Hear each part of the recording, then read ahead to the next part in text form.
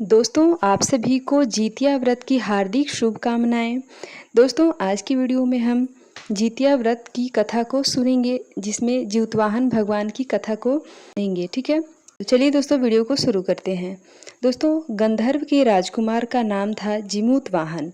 वे बहुत बड़े धर्मी और उपकारी थे। जिमूतवाहन के पिता ने वृद्ध अवस्था में ही वानप्रस्थ जाते समय उन्हें पूरे राज्य का भार सौंप कर गए थे, परंतु जिमूतवाहन का मन राजकाज के कामों में नहीं लगता था। वे पूरे राज्य का भार अपने भाइयों पर छोड़कर स्वयं जंगल में पिता के पास पिता की सेवा करने चले गए थे। वन में ही एक राजकुमारी जिसका नाम था मलयवती, उससे मुलाकात हुई और दोनों में प्रेम हो गया। एक दिन जंगल में घूमते घूमते जिमूतवाहन काफ़ी दूर निकल गए थे। तभी उन्हें एक वृद्धा रोते हुई दिखाई दी। जिमूतवाहन के पूछने पर उस वृद्धा ने बताया कि मैं नागलोक की रहने वाली हूँ।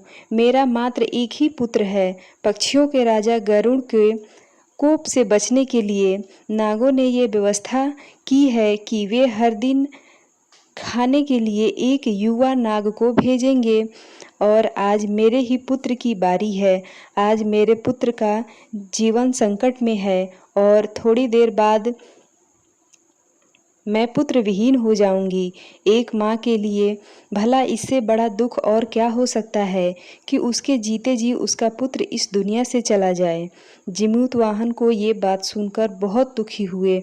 जिमूतवाहन ने उस वृद्धा को विश्वास दिलाते हुए बोले कि डरो मत, मैं तुम्हारे पुत्र के प्राणों की रक्षा करूंगा। आज मैं उसके जगह पर पक्षीराज गरुड़ के पास जाऊंगा, तभी गरुड़ मुझे खा जाएगा और तुम्हारे पुत्र की जान बच जाएगी।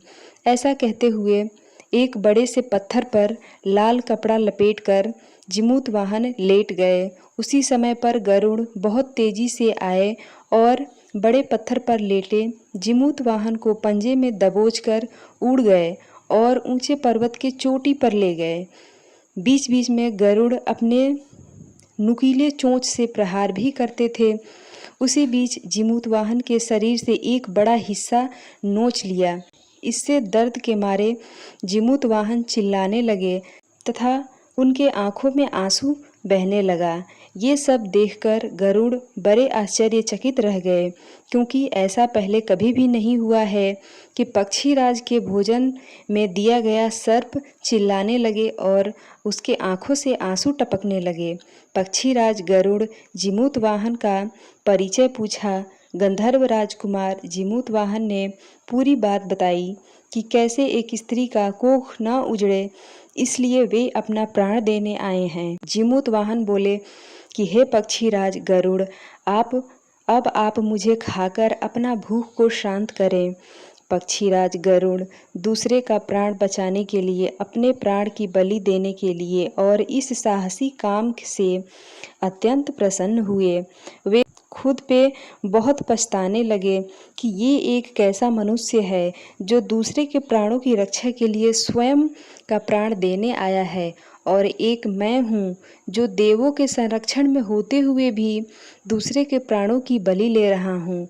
उन्होंने जिमूतवाहन को आज़ाद करते हुए बोले कि हे महान मनुष्य, मैं तुम्हें छोड़ रहा हूँ और तुम्हारे शरीर पर जो मैंने घाव दिए हैं उसे भी मैं ठीक कर देता हूँ।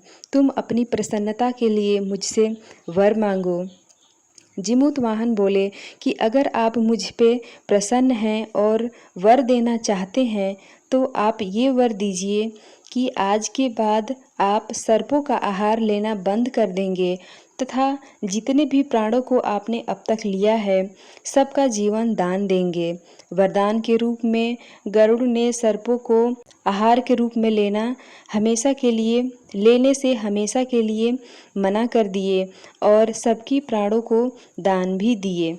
इस तरह जिमूतवाहन के कारण संपूर्ण नाग जाति की रक्षा हुई। इसलिए गरुड़ जी ने एक और वरदान जिमूतवाहन को दिया कि जो भी स्त्री जितिया का व्रत रखकर तुम्हारे इस बलिदान की गाथा को सुनेगी, उसकी संतान मृत्यु के मुख से भी बाहर निकल जाएगी। इस तरह उसी दिन से जिमूत वाहन को भगवान के रूप में पूजन का चलन हो गया, जो कि आज भी हम महिलाएं अपने संतान की जीवन की मंगल कामना और उज्जवल भविष्य की कामना करते हुए जितिया का निर्जला व्रत करती हैं।